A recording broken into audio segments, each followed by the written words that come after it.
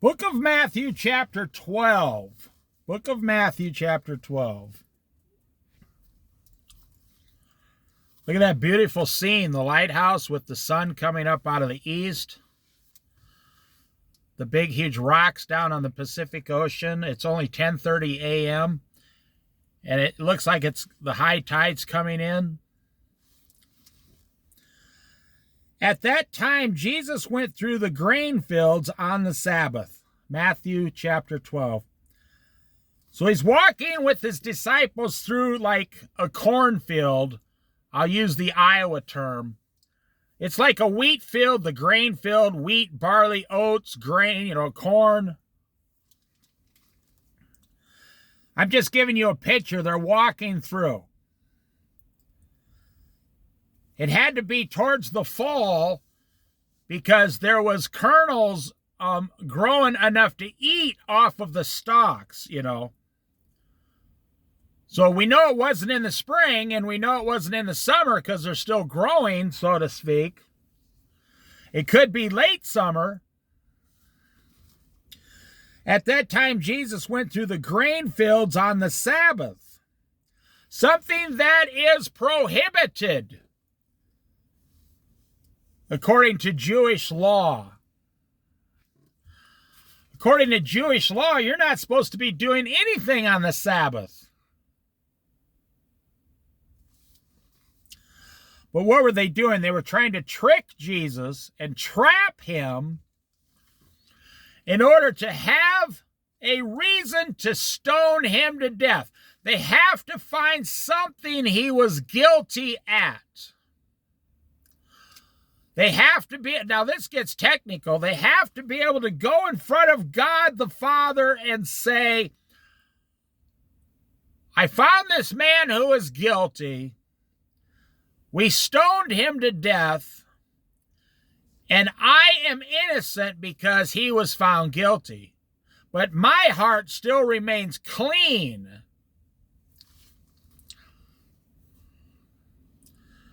His disciples were hungry and began to pick some heads of grain and eat them.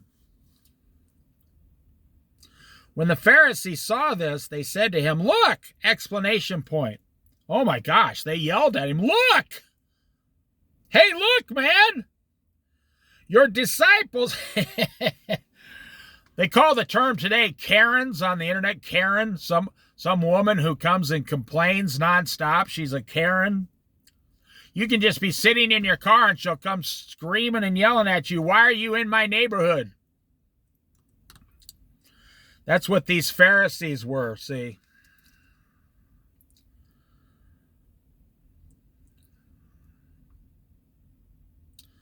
The Pharisees saw this and they went running up there. You can see them pointing their finger at the disciples. They're running towards Jesus and saying, look, your disciples are eating, they're picking grain on the Sabbath. If you're looking for someone to be guilty, you're going to find something. It might not even be true. Like if you have a Christian brother or even just an earthly brother, and you're always looking for what is wrong with that brother, that's not from God, that's from the devil, the accuser.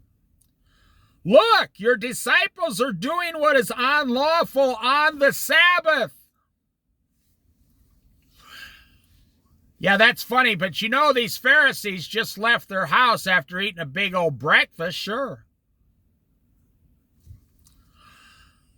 Jesus answered, haven't you read what David did when he and his companions were hungry? I like how Jesus never answers them. He answers with a question usually. That's the best way to get someone off track immediately. Someone who is accusing you and screaming and yelling for no reason. If someone was screaming and yelling at you and you said, look, your car's on fire over there, they would immediately stop worrying about you and they would run towards their car to put out the fire. That's kind of what Jesus is doing. He's saying, they said, look, your disciples are doing what is unlawful on the Sabbath. And he says, haven't you read? And they're like, what? He tricks their mind immediately. Haven't you read what David did when he and his companions were hungry? He entered the house of God, and he and his companions ate the consecrated bread, which was not lawful for them to do, but only for the priests.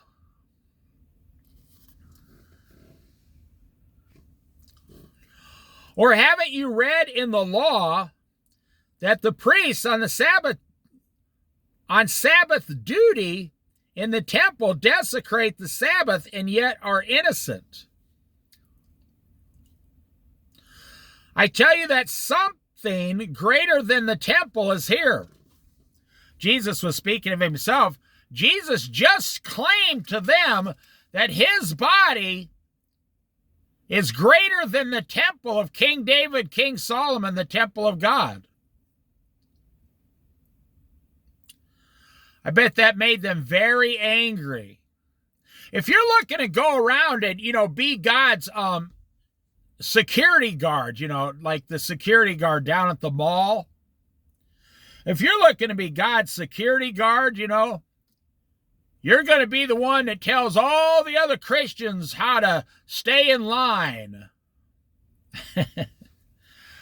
God doesn't need that. That's not what God's looking for. God is looking for love and compassion and mercy. That's what he gives you. That's what he expects you to give others. Love, compassion, and mercy. Not finger pointing, yelling, and screaming, and accusations. No, no, no, no, no.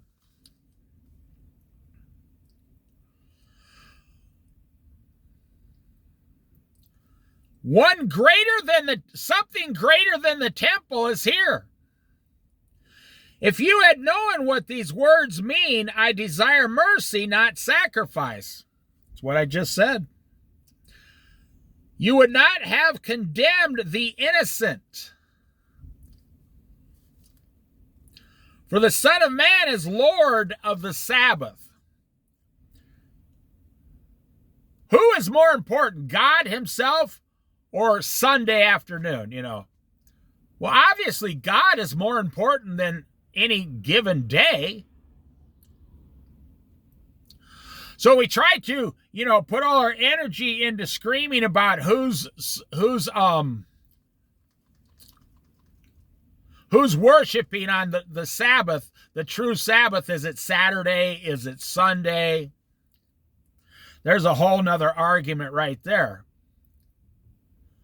But we spend no time worshiping God. We spend all our time fighting and screaming with our fellow brethren. Going on from that place, he went into their synagogue. Oh, that's funny. The same people that were just yelling and screaming at him, if someone came up and started yelling and screaming at me, I would not go down and knock on their front door of their house later on. No, I would drive away from them. But Jesus has all authority. He goes down to their temple and walks right on in to their synagogue. And a man with a shriveled hand was there. Looking for a reason to bring charges against Jesus, they asked him, is it lawful to heal on the Sabbath? That's funny because I never realized until right now, they brought this man to him. They're like, hey, call Phil on the telephone. No, not that Phil. The Phil with the shriveled hand.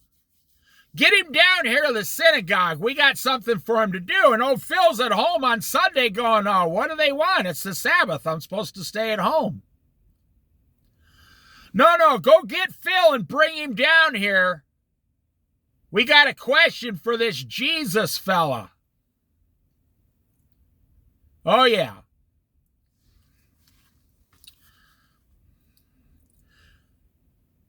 Going on from that place, he went into their synagogue. And a man with a shriveled hand was there. Looking for a reason to bring charges against Jesus, they asked him, "Is it lawful to heal on the Sabbath?" If I was there, I would have said, would you want me to heal you on the Sabbath or wait until Monday? But you see, they don't have any physical infirmities or problems, so they're bringing this man to Jesus with the shriveled hand. Now, maybe he was just in service there and they just brought him right out of the pews and had him come right straight up to him.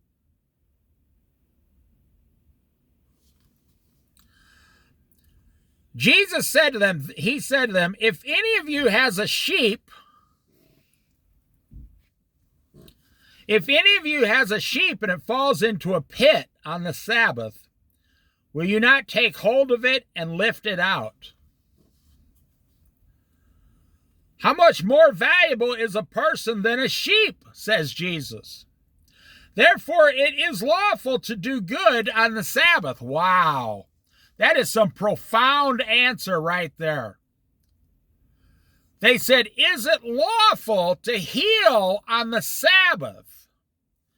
And Jesus said, it's lawful to do good on the Sabbath. How can you? That's like the most profound answer in the history of the world. How can you argue with that answer? Lord, is it lawful for us to heal on the Sabbath? And Jesus says, it's lawful. It is lawful to do good on the Sabbath. You cannot come up with a single argument against that. Therefore, it is lawful to do good on the Sabbath. Then he said to the man, stretch out your hand. So he stretched it out, and it was completely restored, just as sound as the other.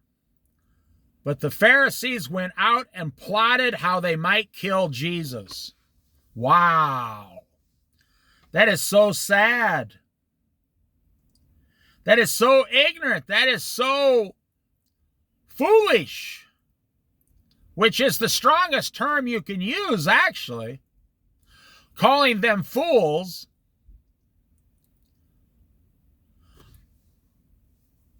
One of my best friends back in Iowa, he was in high school and he got hit by a car walking across the road one night. And they didn't hit all of him. It was his fault, by the way. The car couldn't see him, and he wasn't in a crosswalk, nothing like that. He was like 15 years old. And it was his left hand, and he just got past the car, and the front of the car hit his left lower, arm and hand and just broke it all to pieces. So for the rest of my friend's life, he had this shriveled up hand. They gave him an option. They said, we can cut your hand off and then give you a prosthetic hand with technology back then that will give you more ability to use that hand than you have now. He couldn't even use this shriveled up hand. He couldn't even hold anything in it or anything.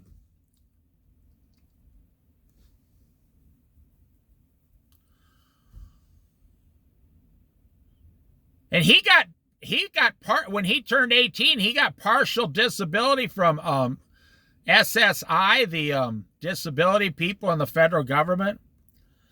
But back then, he only got partial disability, like $230 a month. But he was going to get it for the rest of his life. My friend would have done anything to have his hand restored. Yeah, I've seen a lot of things in my life, a lot of experiences. This kid I knew would have done anything to have that hand brought back to the way it used to be. My friend, before this happened, he used to lift weights. You really need two hands, and so he couldn't lift weights that much anymore. Then he started gaining weight. He used to be pretty good at wrestling in high school, and now, I mean, like a little above average. He wasn't the top number one guy, but he was like always in 4th or 5th place. So he was pretty good. And when he made that mistake, it was 100% his fault. He just made a mistake as a teenager running across the road.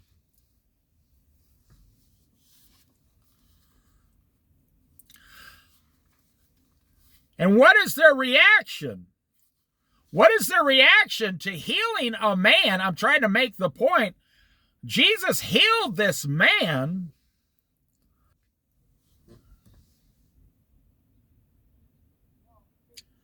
I asked my friend once, I said, have you ever asked Jesus to heal your hand? So I'm like, when I met him, he was like 20 years old. We weren't in high school at the time. I worked with him at a job for a little while. He was a dishwasher. That's about all he could do. And he goes, how would Jesus heal my hand? And he started laughing. How would Jesus heal my hand? He said. I said, well, you got to pray. I mean, you never know. He might do it. I said, he healed someone's hand in the Bible. He said, no, honestly, I've never asked. He said, I'm not a Christian. I've never heard of the Bible when I was a kid. He says, I've never asked Jesus to heal me, to heal my hand. He says, honestly, he says, you're right. I've never asked him. I said, you should ask Jesus. I said, I would ask Jesus every single day for the rest of my life. You don't know. One day he might do it. And he said, well, how would he do that? I said, I don't know. Maybe when you're sleeping or you wake up and your hand's healed. Maybe he'll turn the nerves back on in your hand and let the blood start flowing back into your hand. But when I mentioned that to my friend, he was like, it's just not something 19-year-olds talk about, right?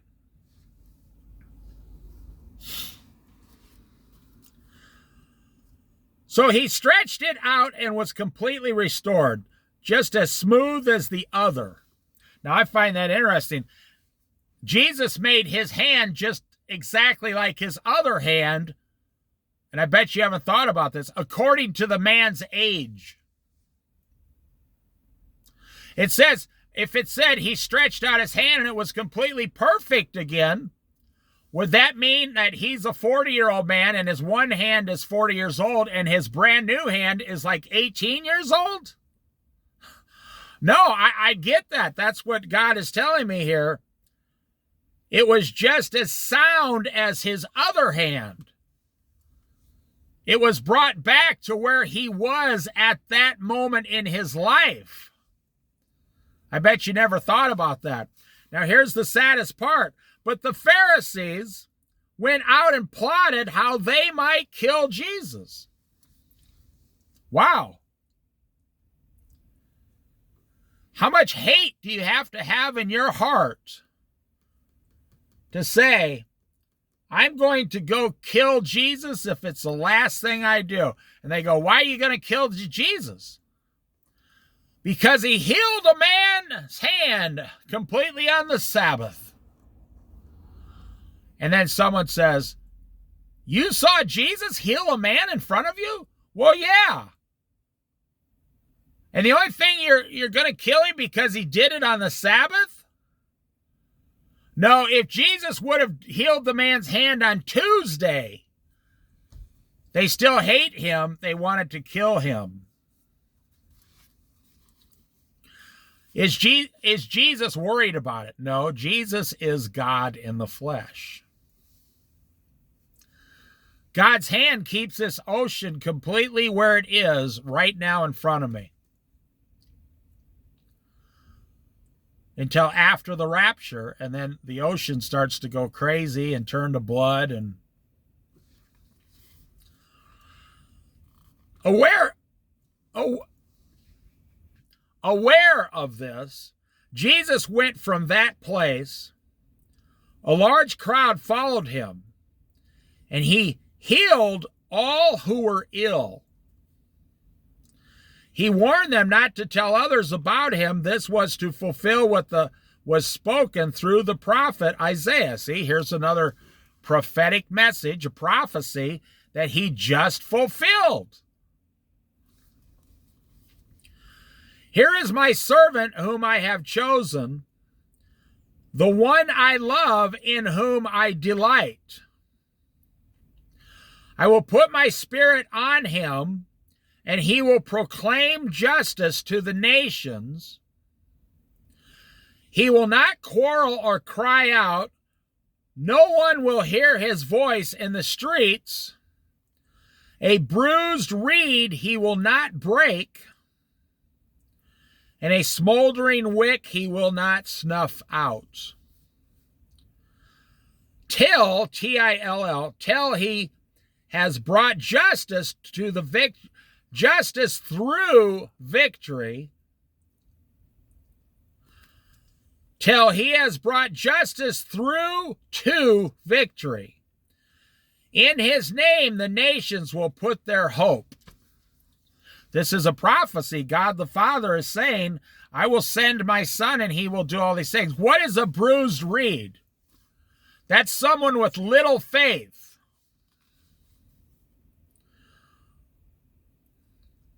A bruised reed he will not break. You see, if you have a little faith, Jesus will not break you or turn you away. He will use your small amount of faith to perform miracles. And a smoldering wick. What is a smoldering wick? Same thing. A person with little faith. Maybe they want to believe, but they're struggling. Jesus will not snuff out a smoldering wick. No, if he sees you have even a small amount of faith as a mustard seed, or a smoldering wick, or a small amount of faith like a bruised reed, he will come and, if you allow him, he will increase that faith the rest of your life. Till he has brought justice through to victory. It's limited. There's a time limit on Jesus. There's a time limit on God's offer. One day it will be over and you cannot be saved. You will be in heaven or you will be in hell. That usually is the day someone dies, or coming up here in a few years, it's going to be the rapture. Now, you can still be saved after the rapture, but it's going to be hard. But after the 7-year tribulation, during the tribulation, you can still be saved during the tribulation, but after the 7-year tribulation, nope. There's a time limit. In his name, the nations will put their hope.